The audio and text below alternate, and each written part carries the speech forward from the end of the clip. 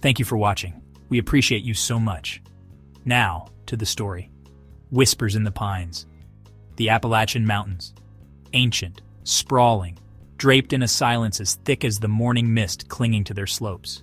Small towns tucked away in valleys held generations of stories.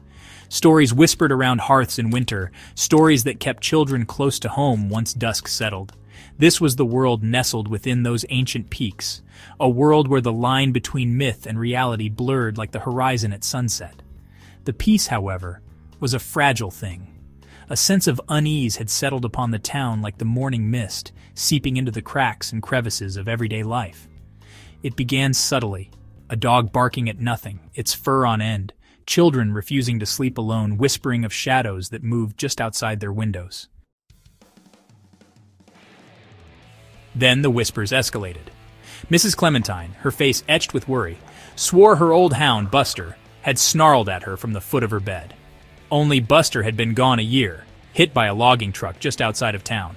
Sarah Miller refused to let her daughter Lily play in the woods behind their house, claiming she'd seen Lily talking to someone or something among the trees. The townsfolk, hardened by generations of harsh winters and the isolation of mountain life, initially dismissed these occurrences as tricks of the mind. The mountains played tricks on you, especially when the nights grew long and shadows danced in the flickering light of oil lamps.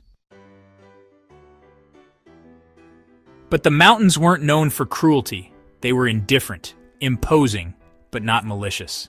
What happened next was neither indifferent nor a trick of the light. Young Timmy Olsen, playing by the creek, vanished.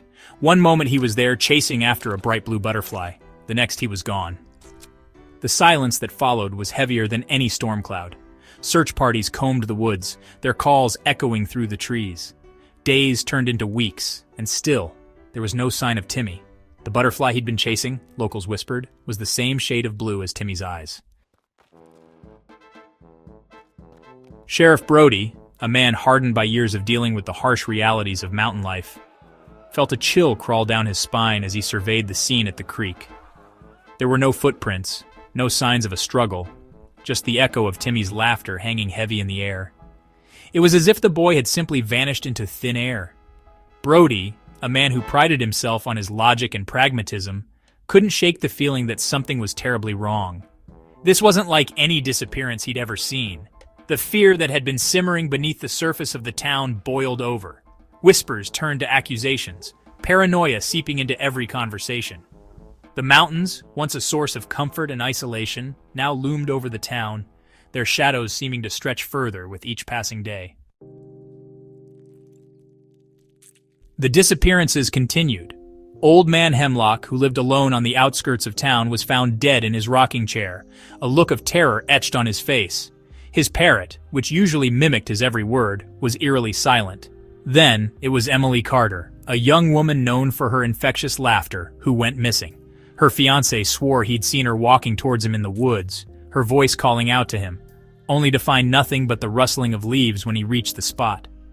The weight of unspoken fear pressed down on the town like a physical weight. People stopped venturing out after dark, their windows bolted shut. The comforting sounds of crickets and owls replaced by the creaking of floorboards and the rustling of leaves outside their windows. Echoes in the morgue. Sheriff Brody paced the small, sterile room in the town's makeshift morgue. The medical examiner, a young man clearly out of his depth, shook his head. "There's nothing, Sheriff. No signs of struggle, no obvious cause of death. It's like..." He hesitated, like they just gave up. Brody stopped his pacing and fixed the young doctor with a steely gaze. Like they saw something that scared them to death, he finished, his voice low and gravelly. The doctor swallowed hard, nodding silently. The silence in the morgue was heavy, punctuated only by the hum of the fluorescent lights overhead. It was the silence of unanswered questions, of a fear that had no name. A glimmer in the darkness. Then, a break. Mrs. Clementine, her hand trembling as she clutched her worn Bible, approached Sheriff Brody at the general store. "It's like I told you, Sheriff," she whispered, her voice hoarse with fear. "Buster!" He snarled at me. "But Buster's been dead a year." She looked up at Brody, her eyes wide with terror. It wasn't Buster, Sheriff. It was something pretending to be him.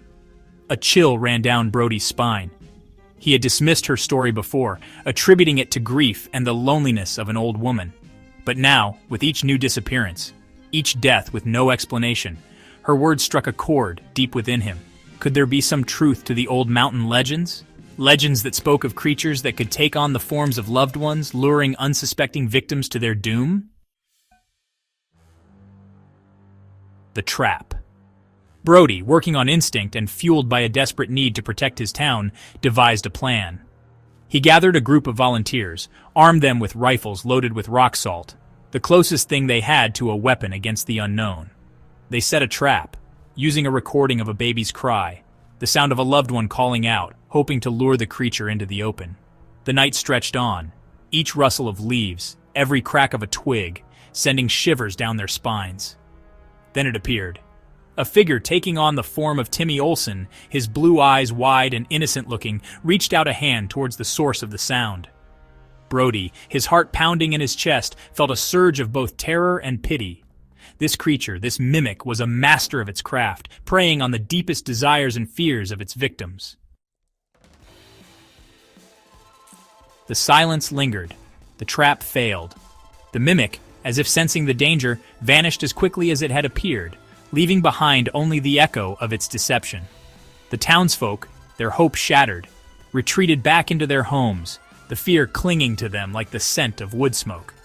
Sheriff Brody, his shoulders slumped with defeat, stared out into the darkness, knowing that the danger was far from over. The mimic was still out there, lurking in the shadows, waiting for its next victim.